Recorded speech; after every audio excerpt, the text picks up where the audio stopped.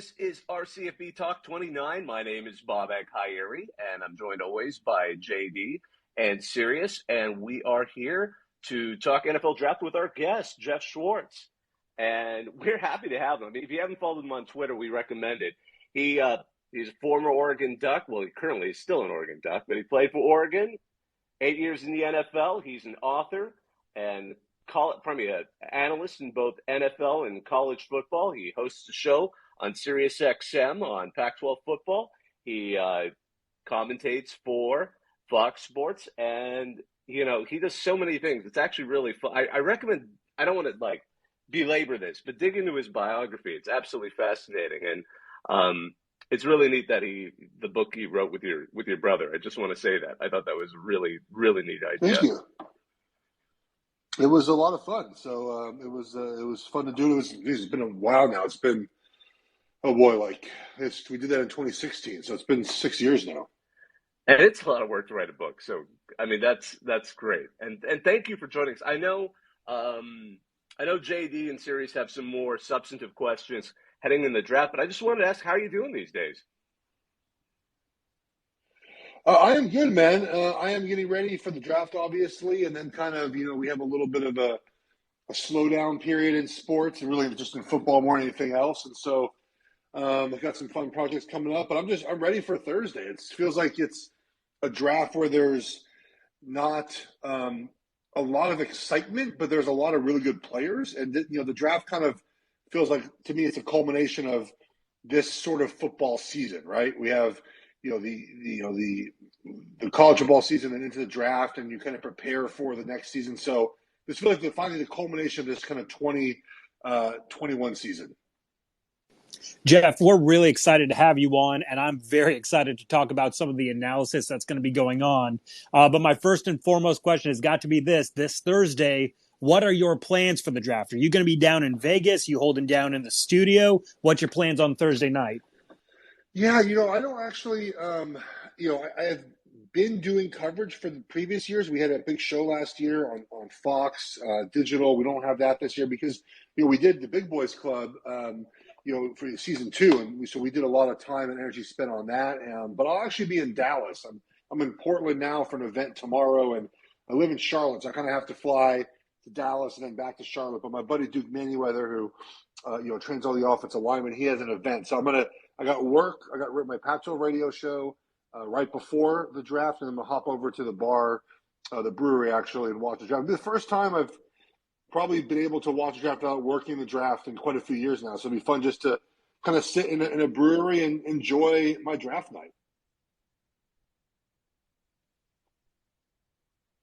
That is awesome. I love the fact that you're going to be able to actually sit back, take down a couple cold ones, and enjoy it as a fan and be able to just kind of watch. I know you've been so involved with your Big Boys Club, with all these guys who are going to be going off and getting their NFL dreams finally taken care of, and you're going to be able to sit back and relax. Love hearing that for you. And, I'm really excited to hear, not just some of your guys who are in your Big Boys Club, but all of the guys who are going into the draft. What's your first initial look? I know that you said, we're not seeing a whole lot of excitement. We know that that there isn't necessarily like a number one quarterback or a game-changing or franchise-changing number one draft pick that everybody is clamoring for. But there's a lot of really, really solid players who are going to have a really big impact on the NFL in this season. What's your overall expectation going into this draft?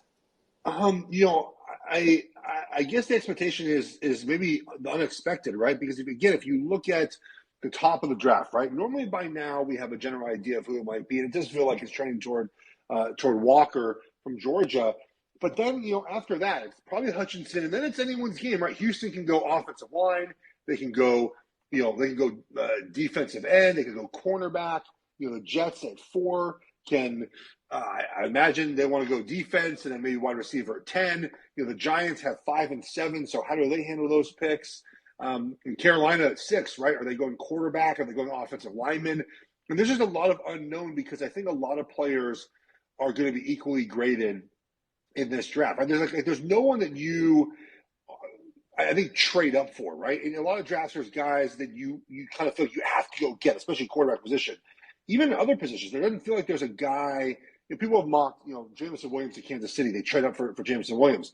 Oh, okay, but that's because they have 2 picks, right? And they need a wide receiver badly. But there's not a lot of teams, I think, that are going to trade up to vigorously grab someone. So to me, it's like, what isn't normal, right? We kind of feel like I have a good sense of what picks 1 through 10 will be. Maybe there's a combination of about 11 or 12 players that I think could be there. So what's going to be different? Like, what's going to be the wrench and kind of the plan? And so I'm curious to see what that's going to be.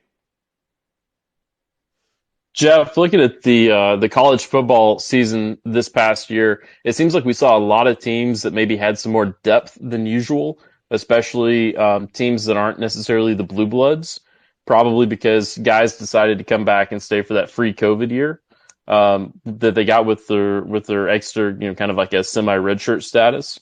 Do you see that that's going to have an impact on the draft this year in terms of, maybe there's a little bit more variability just because guys had more time to build up tape.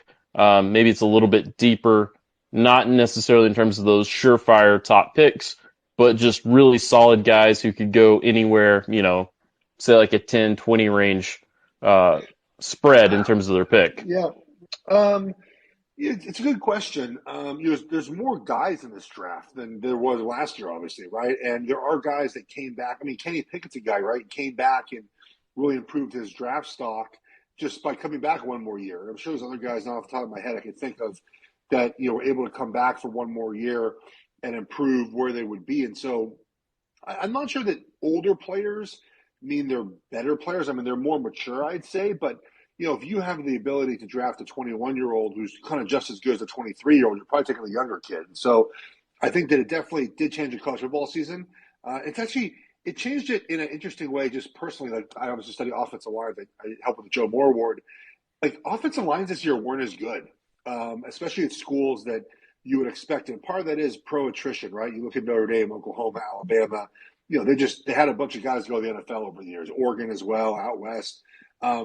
They teams with even older players that came back, you thought like, oh man, that offensive line would be really good. They just weren't. And I wonder if sometimes it's better to have the young guys start to play and kind of get their feet wet and add, new talent basically to your team. And if you're a 5th-year senior or 6th-year senior playing, you're probably just good enough for college, right? Like, you're not many of those guys are being drafted. If you're ready to play now, you're getting drafted after year 3 or after year 4.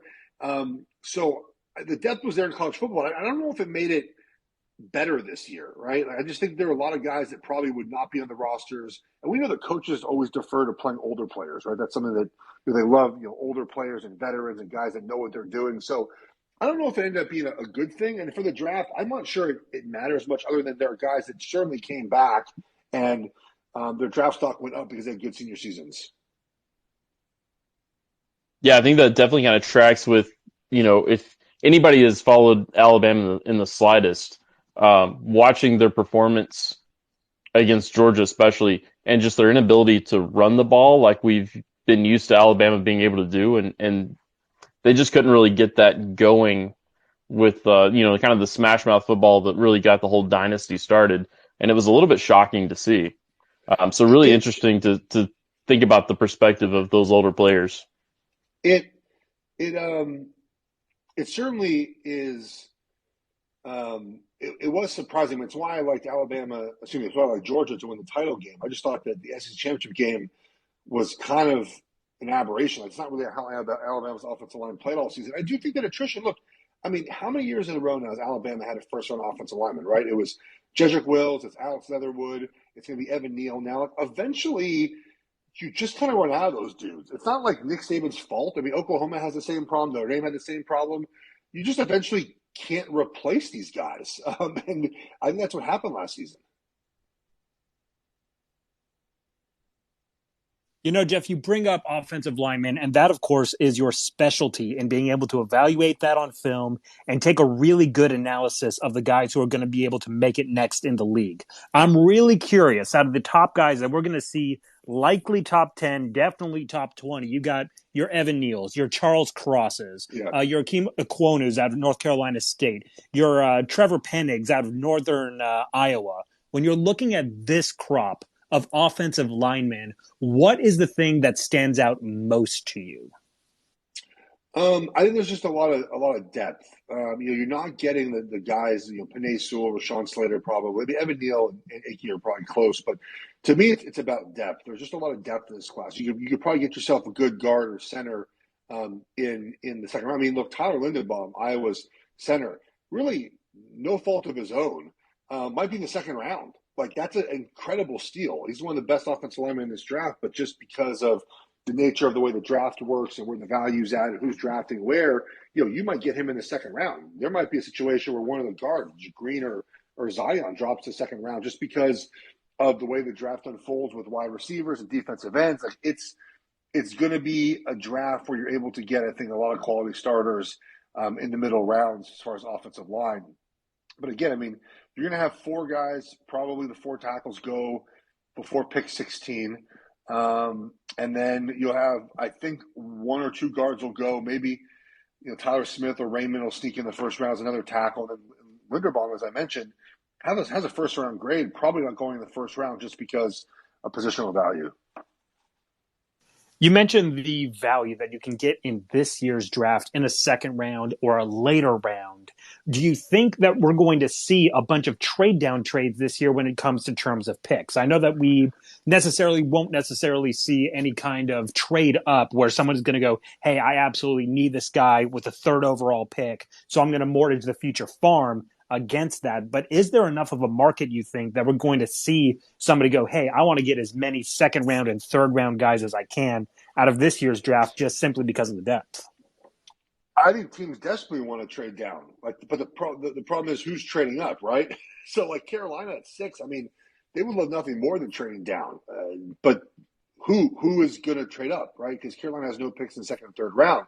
So you have to remember that that's part of the process too, right? Is you have to be able to have a partner to move. And I just don't know who's trading up to 6. I mean, who are you trading up to 6 to get? Offensive tackle? Are you giving up a first round pick next year? Are you trading up for Kenny Pickett or Malik Willis? Like, I just don't see that happening. So I think that's part of why this is so tough, is that there are teams that desperately would love to trade down, but who's trading up?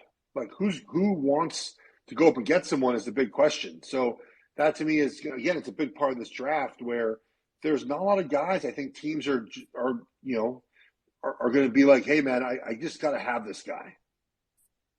Well, I know that you do say that, but you also just mentioned two really interesting names for this draft with Malik Willis and with Kenny Pickett. We know that a quarterback is always going to be one of the most fundamental, game-changing position players that you can possibly draft or even pick up for your franchise. Yeah. Do we think that there might even be a team desperate enough to say, I need to be able to get a quarterback, whether that's somewhere around the 14th, 15th pick, and they see that all these quarterbacks are still on the board? Well, that might be an opportunity that someone can finally cash in on that trade down.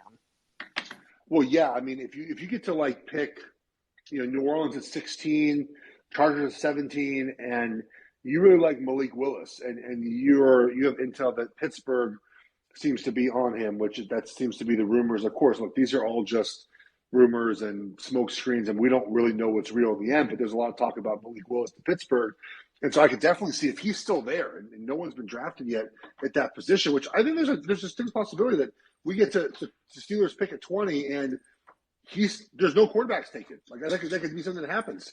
And so the question then becomes, right, is a team then going to trade up and grab Willis before the Steelers? I think that situation could certainly happen. But again, it's which team is going to do that, right? Which team is going to, because when you trade up in the first round, you typically have to give up a pick, right? So you're trading away a pick next year's draft. So is there a quarterback that you feel that good about, that you feel so good about that you're willing to mortgage part of the future for that? I would say no. Now, next year, CJ Stroud, Bryce Young, Will Levis, there's always someone else that they come. Like, I could see next year being the year where teams desperately try to trade up for one of those guys. I'm just not sure it's going to be this year. Do you think that there's anybody on the defensive side? I know that Derek Stingley most likely going to be a top 10 pick, huge opportunity with the secondary. Do you see a guy like that who can be like a lockdown corner or a really, really good safety that might be enough of a trade bait that somebody decides, hey, I want to try to go up and get him? I mean, if there is a scenario where like Sauce or Stingley falls to like 11 or 12, I mean, I think Washington 11 would gladly take one of those two guys.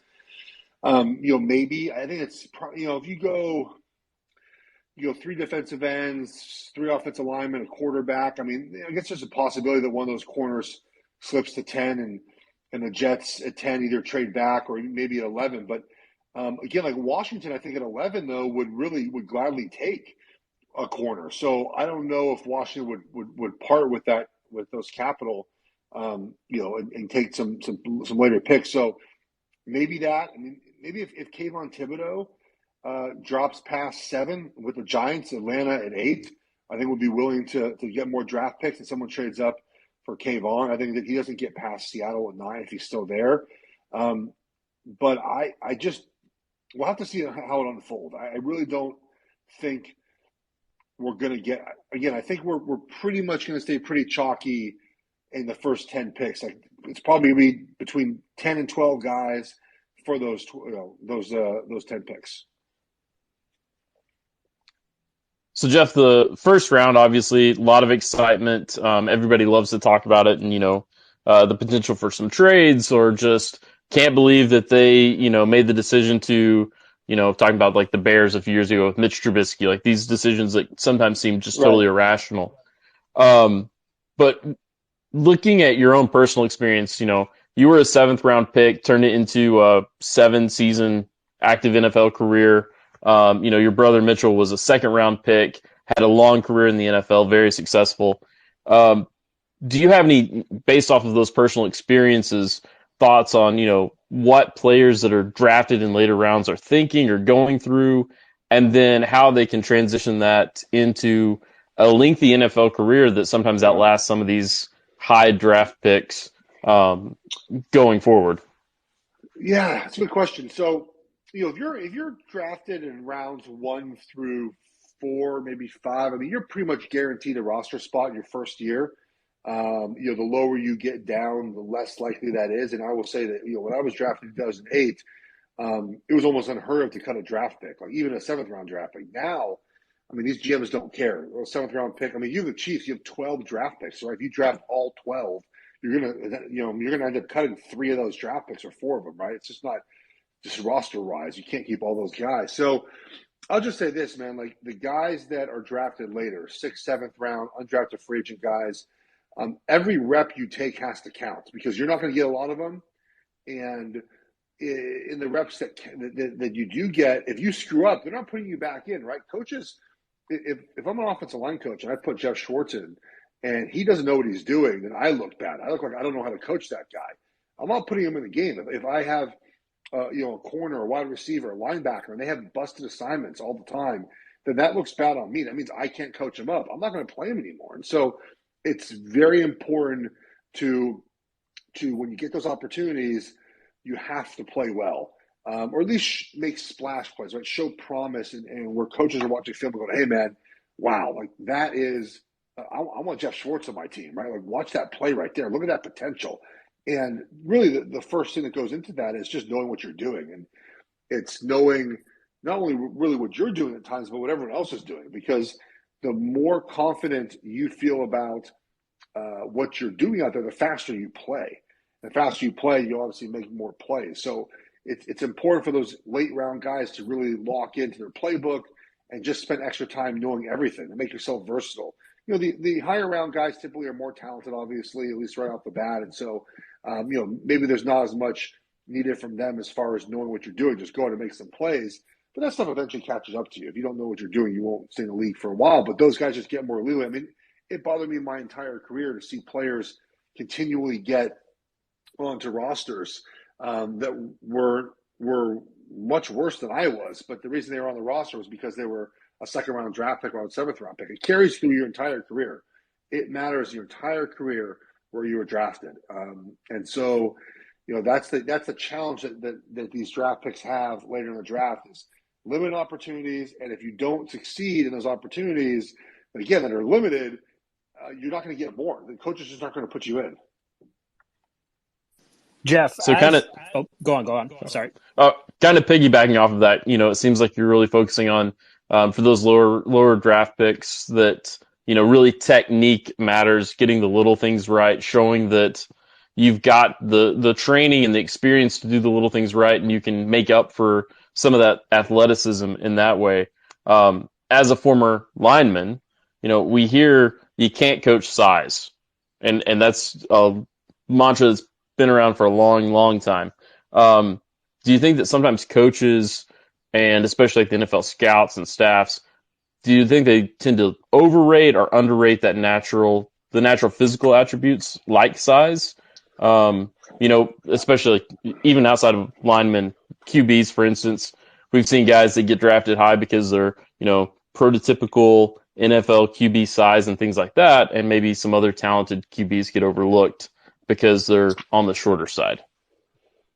Well, I certainly believe that, the body size and ideal body structure. I mean, there's plenty of data that, a 6'3" quarterback, 6'5", is kind of going to just be better than someone who's 5'11", or someone even really, Justin Herbert is the first huge tall quarterback to be really good. A lot of those guys end up being too tall for some reason. Long releases, not very mobile. And so I think it matters. I think it matters size. You don't want an offensive tackle with small arms, short arms. You don't want a defensive lineman with short arms. You love your corners to be long and lengthy. But in the end, the most important thing is the film. It's can they play? And I think that's where we don't put enough into that. My brother, for example, he was a 4-time All-Pro in Kansas City. He won a Super Bowl. He was the best right tackle in the NFL for 4 seasons. His combine scores are atrocious. They are terrible. You go look at them, and his thing was can I block the person or not? Yes, I'm very good at that. Cool. I think teams overlook that, right? He could really block the person in front of him. And I think with offensive linemen, that's a big issue, is that you look at the size and the traits, and you're like, okay, well, that guy, they can be good, but can they actually block anyone? If you're a quarterback, are you accurate or not? Size is important, sure, but are you accurate or not? Because if you're ideal size but you're not accurate, you're probably not going to be very good in the NFL. Well, I'll end with this. And here's why I think it matters somewhat. I mentioned earlier, it matters somewhat. A guy like Josh Allen, who was very inaccurate at Wyoming. He was very inaccurate his first year and a half in the NFL. And he's the outlier anyways for this discussion. But, if you had a guy with less physical gifts, he's not becoming what Josh Allen is, right? So the rare guy that can do that, Josh Allen, makes everyone else think that they need to be or draft at Josh Allen's size. That's kind of the way it works. So I think size does matter somewhat, but can you play football, man? It's that simple. When you turn the film on, can you block? Can you tackle? Can you throw? Can you catch? Those, to me, far outweigh size and strength and how you look at a uniform. Geoff, I wanted to catch back on to another previous comment that you had when you were talking about a guy who's drafted in a later round and has to prove his opportunity. And when he gets that opportunity, he's able to perform in front of a coach, make a coach look good, gets himself a roster spot, and gets himself with actual reps of quality. What was your moment as a late round draft pick that you realized, oh man, I got the opportunity and I nailed it? Yeah, so it was my second season in the NFL. I was on practice squad my first year. In my second year, I dressed, and I play a little bit sparingly, special teams, some goal line tight end, and then our starting right tackle got hurt in the fourth to last game of the season. We were at New England. I played 3 plays in a blowout, and that was it. And then we played the Vikings on Sunday Night Football next week, and I started at right tackle, and that was Ray Edwards and Jared Allen, and then the Williams brothers, Pat and Kevin, on the inside, some real good defensive linemen. And I played well. And they helped me with a little bit of game plan stuff, but I came out of that okay, well, I can play. But here's the thing about the NFL. The NFL will humble you very quickly. And this is a thing that you learn as a young player, is that you can never take any game for granted or any opponent. And the next season, this is mine now. We played Tampa. It was week 2, might have been week 2, my 5th start down in the NFL, and we were playing some defensive ends that were nobodies, and they weren't very good, and they weren't at least highly rated or touted. I remember all week the other offensive linemen were like razzing me, like, "Hey man, you have an easy week, blah blah blah blah. You're gonna just, I wish I could have your week." And then I played terrible game. 2 sacks, bunch of penalties and pressures, and you learn. Like every game, every play is super important, and every play someone can beat you. And the second you take your opponent lightly, you will not last long in this league. And so that was, again, I knew I could play in the NFL, but then you always have to have that lesson. I think everyone has that lesson at some point in their career of, you just get a little cocky. Because in college, you can get away with that. Like you can play. And I was in the Pac-10. I mean, I could circle 7 games a year where I could go 85% and play just fine, and we were going to blow the team out. You can't do that in the NFL. So I just wanted to do a quick station identification, so to speak. You're listening to our CFB Talk 29. Our guest right now is Geoff Schwartz, former NFL offensive lineman, current commentator for both Fox Sports in the NFL, and has the Pac-12 show on, I think it's Pac-12 Today on SiriusXM radio, as well as other things. I mean, I could go on and on and on. But, I wanted to bring in a couple of questions we had from readers on our CFB when we announced that this was coming. And one of them, and the one I wanted to lead off with, is from one of our longest-standing Oregon Ducks fans, Cambodian Drywall. Okay. I'll read what he wrote. "Hey, Jeff, I already know the fan perspective, but could I get your thoughts on the 2007 season? Unless, of course, the memories are too painful. If that's the case, my backup question is, what was your favorite college football game in which you played? Thanks, and go Ducks." And before I let you answer, Jeff, I want to piggyback on that. I was in Autzen when you guys beat USC when I was a USC, already an alum, but I was that's when it scared me. I realized I'm older than you are. But when when you guys beat the Trojans in Autzen that year. But I just would love to hear your thoughts on 2007, because that was a wild one. Were you one of the 33,000 strong on Saturday at the spring game, the sold out spring game we were told that was going to be sold out? Were you one of those brave fans? No, I was freezing my butt out here in Minnesota. to brave the LA weather. What? Jeff, you might, I don't know, maybe you get this. I know you grew up in LA. But the longer you spend in a place with actual weather, the more you start to actually kind of get this weird sense of, I don't know, loathing might be the wrong word, but kind of bitterness towards the weaklings back in, maybe San Diego or LA or wherever, and just like, you don't know what weather really is. When they throw on that's why you live in Southern California. It drops into, the high 50s. But I just wanted to make sure. I just had to get my USC dig in there. The greatest 4-8 team of all time. All right, so back to Oregon. 2007 was tough. So for those who don't know, that was Chip's first year. So Chip got there as an OC, and we started out fast. We went to Michigan. That was after they lost to App State. We blew them out, and we were rolling. We lost to Cal, and we fumbled out to actually the back of the end zone going to tie that game, and we were 8-1, and Dennis hurt his leg, and that was it for us. But Dennis was winning the Heisman, and we were probably winning the championship. And I think that people say, "Oh, Oregon," but here's the difference, guys, between the 2010 team and the 2014 team. Both of those teams were in the championship game. We had pro dudes everywhere. Like, that's the big difference. We had 2 NFL running backs. I think Jeremiah Johnson might still be in the CFL, but Jonathan Stewart played 11 years in the NFL.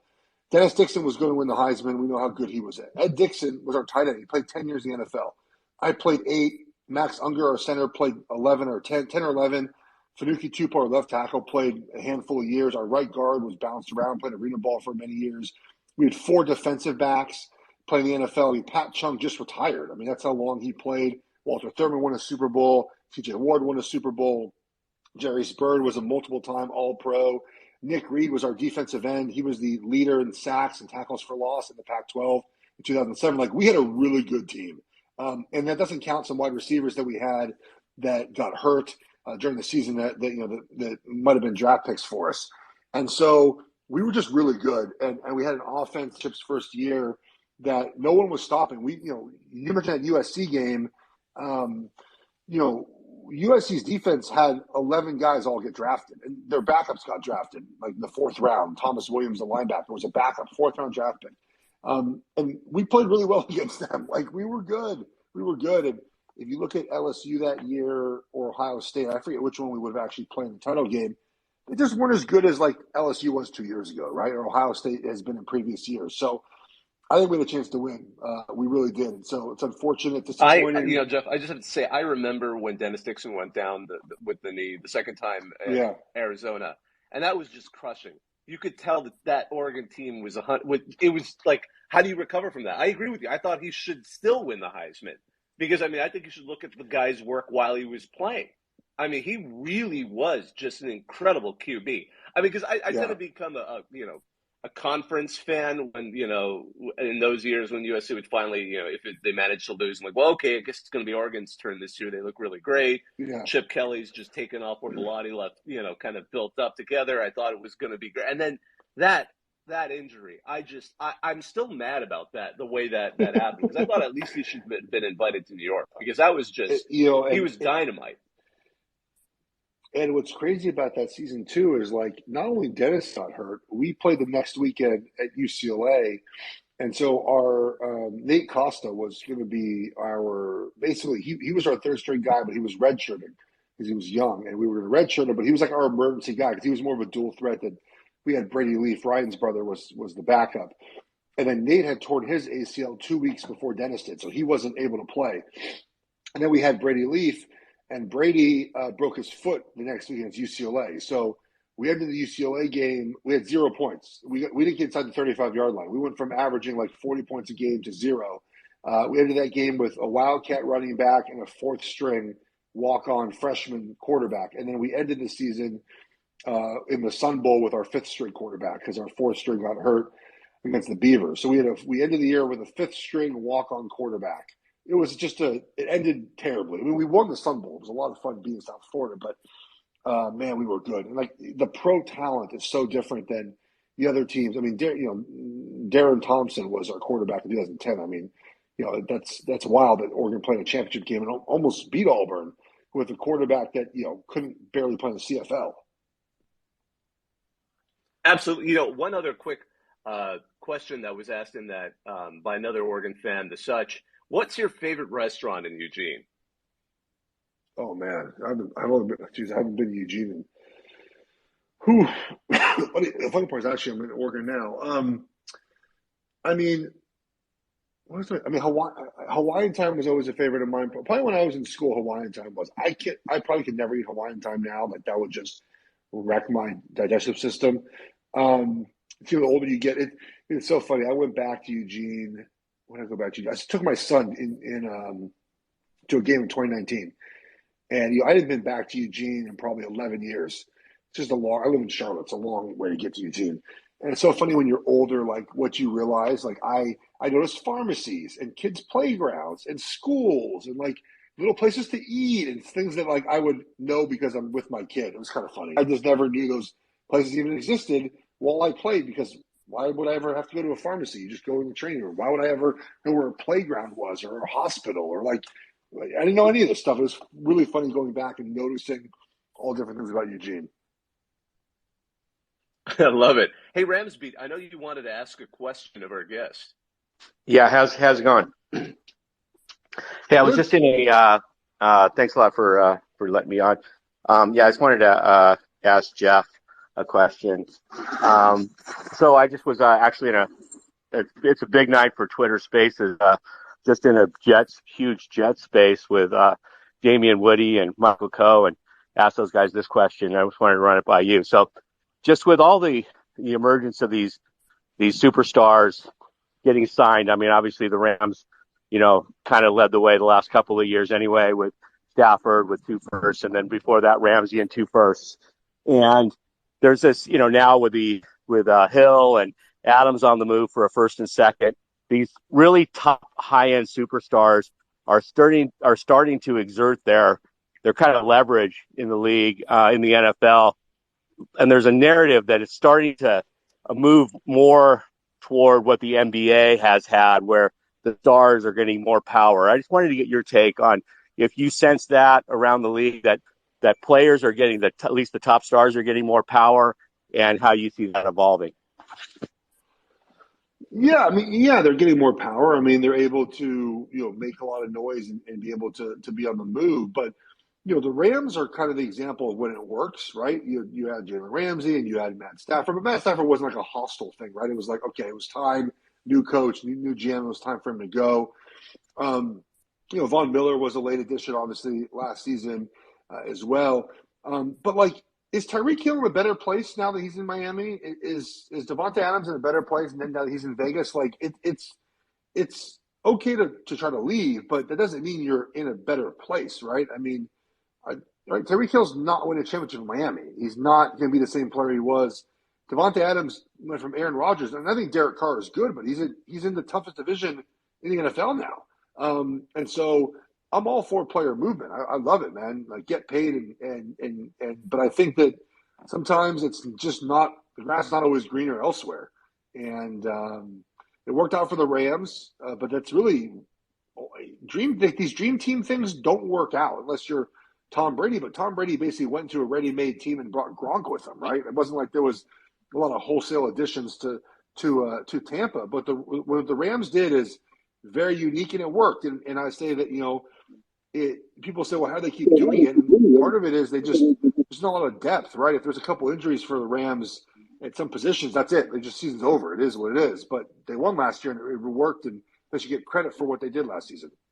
Yeah, no, I appreciate that. And yeah, just on the Rams, I spent a lot of time on the pod and website talking about Rams team build, and they just, really rely very heavily on those early contract guys, those rookie deal guys. And then the other thing that they really don't do is have a lot of mid-level guys, signed between the, sort of that $6 and $12 million range. It's like the lowest in the league by a mile. So just a different team build strategy.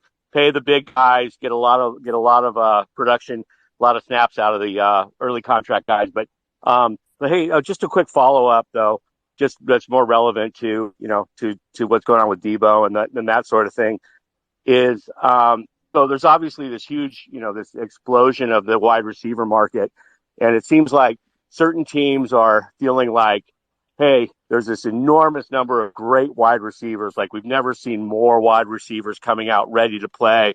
Obviously with Chase and Jefferson and others, Waddle and this and that last year, and a few the year before. And so, we can replace guys. So there's this huge new, early contract, inexpensive, superstar caliber wide receivers. And then other teams are feeling like, hey, we're going to pay heavy. We're going to trade first and second. So we're going to pay heavy for some superstars. And then even we signed some guys like Diggs. So do you have a take on which way you'd lean? And do you feel like you're more toward, hey, there's this up and coming class of wide receivers, I'd invest in the younger guys, or would you, pay the superstars? Well, to me, you can only pay a wide receiver if you have your four other positions that are important locked down, right? Quarterback, left tackle, defensive end, or pass rusher, essentially, and cornerback, right? Like, to me, you can't pay wide receiver unless you have those positions locked up. And it's really interesting that Kansas City and Green Bay. Now, Devontae Adams, Green Bay would have paid it, but he didn't want to be there. And of course, you can increase pay and whatnot to get a guy to stay. And the Chiefs are like, yeah, we're just not paying you all that money anymore. Those are two teams that have done a lot of winning, and they've done winning at a high level for many years now. And if they're like, you know what, we're cool with Tyreek Hill, all right, buddy, we'll see you later. Like, that makes you think like maybe they know something we don't about wide receivers, right? Maybe, and they could be wrong, of course, but maybe you have MVS and you have Juju, and you get yourself Burks or Dotson in the first round, and you're set. Hardman and Travis Kelce, and you're set. You're good. That replaces one Tyreek Hill, ends up being three wide receivers on lower level deals. So just kind of, I think it all depends on where you are in your team building process. Like, I would not pay for Deebo Samuel. Like, he's had 13 games essentially being the guy he is. Like, that to me feels way premature to give him a brand new contract when he hasn't even given you 16 games of what he is. So, Jeff, we want to respect your time. I know you've been here for a while. We have other questions if you're able to stay, but we don't want to keep you here too long. We said, I probably got about 5 minutes. Throw some questions my way. Well, then let me I have a question, but at the same time, we always like to go to people who've taken the time to reach out. Andrew Thu, I just let you up. We'd love to hear from you. What's your question? Looks like they're having just make sure to unmute. Sometimes we run into that issue. Actually, I do have a question for you. One of the other users on our CFB, Jackie Brown, his question I thought was a good question, especially someone in your position. What do you think the long-term outlook of the Pac-12 looks like right now? Do you think they go all in with one media company for the new media deal like the SEC with ESPN, or do you think they split control of the Pac-12 network with their new media partner? It's a good question. I really like our new commissioner. I think he's done a lot of great things, and I think so far the things he's done, the vision he's had, is important. The thing about, and I get it that he voted no for the CFB playoff expansion, even though he's been publicly in favor of it. But I think part of it was the TV rights issue, right? Where, if the Pac-12 goes and partners with Fox or NBC or CBS and they don't have any playoff games, like how attractive is that partnership? I think that, being able to bid out those playoff games between the networks like they do in the NFL kind of makes everyone richer. And I think he saw that and he wants an expanded playoff, but just wants it to be where the Pac-12 was able to earn some more money on top of all that. And so, the Pac-12 network is important, not so much on the football side, but it's really important to promote other sports in our conference. So I hope it stays and it's able to be picked up. Like I have DirecTV. I mean, I have the app. I watch Pac-12 Network on an app or a smart TV. But I just wish it was in more homes. As far as, look, the TV deal is going to be, I think, in my opinion, come down to really how good USC is in 3 or 4 years, which should be good. How good Oregon is. Can Washington with DeBoer kind of bounce back? What's UCLA going to be like with Chip in 3 or 4? Like, it's important to have our strongest brands be good. I have faith that Lincoln Riley will be good. I don't know why they wouldn't be at USC, but Dan Lanning, man, like they're going hard on, like they're gonna get themselves players. I think he can coach. So the health of our conference and the football side will help drive a TV deal. Basketball side a little bit. I mean, the Bruins are good and Arizona's good, but I don't know how much that drives a TV deal. But to me, it's just finding a way to get money because people I think look at and ask, why that's so important. Well, it's about, right? It's about recruit. It's about being able to have a big recruiting staff. It's about being able to have the best facilities, things that you and I might not care about, but like these kids, man, they love these locker rooms. They love the perks. They love the amenities. They love the attention.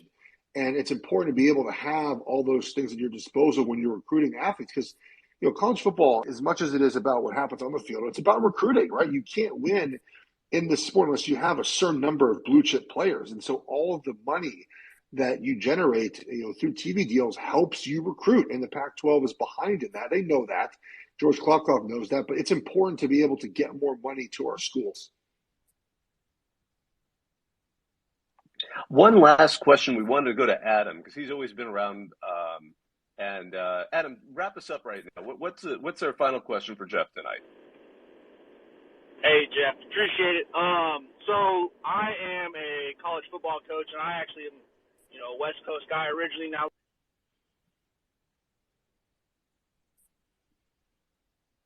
oh no, wait, living in the South. Oh, Adam, we can really we lost you there. You back?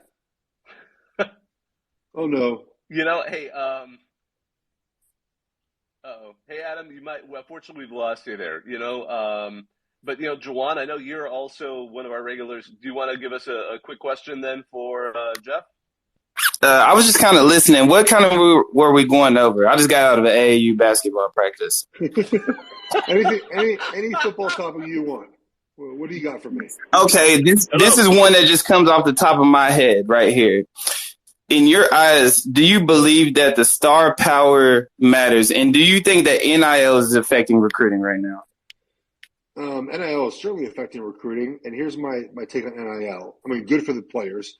Good for them. And again, like, would I pay $8 million for a quarterback? No, but it's not my money. And good for Nico, right? Like, get that money if you can. Look, here's the thing about NIL is that it's brand new, right? It's not even been a year yet. And I think that at first there's going to be sticker shock on how much players are getting paid from these collectives. And it's not going to be the same in 3 or 4 years. It could be more, but I'm going to guess it's going to be less, right? If you're giving a quarterback $8 million, you're expecting a championship, a Heisman. Is that going to happen in Tennessee? I mean, I have Vols fans out here. Probably not, right? And so you're going to pay the next quarterback $8 million? Probably not, right? I think that it's sticker shock. It's a lot of money. It feels big, and it is. It's very important, I think, for these players to get as much as they can. But A&M has a top 10 class every year. Now they're just number one, right? I mean, Oregon's had a top 10 class. USC has had great classes under Clay Helton, believe it or not. They're going to have a good class again this year. The schools are staying the same that are at the top. It's just a matter of now, are these collectives going to want to pay a lot of money for non-championships? Are they going to want to pay all this money to have Alabama and Clemson and Ohio State, keep winning all those championships? So that's my question. And we're not going to have an answer for 3 or 4 years. So, yeah, it's a lot of money. It is. But it's not my money. And for so many years, players were not getting compensated. So good for them. I'm glad they're getting their money.